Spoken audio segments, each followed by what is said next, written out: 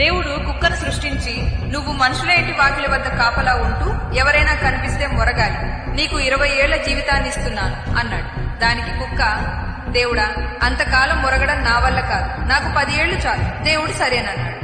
తరువాత కోతిని సృష్టించి, నువ్వు వింత విన్యాసాలు చేస్తూ మనుషులను నవ్వించాలి, నీకు 20 ఏళ్ల జీవితం ఇస్తున్నాను అన్నాడు. కోతి కూడా, స్వామి, ఎప్పుడూ గంతులు వేస్తూ నవ్వించడం కష్టం, నాకు 10 ఏళ్లు చాలు అంది. దేవుడు అలాగే అన్నాడు. ఆ తర్వాత ఆవును సృష్టించి, నువ్వు పొలం పనుల్లో కష్టపడాలి, ఎండనక వాననక మనుషుల కోసం శ్రమించి నీ పాలు ఇవ్వాలి, నీకు 60 ఏళ్ల జీవితం ఇస్తున్నాను అన్నాడు.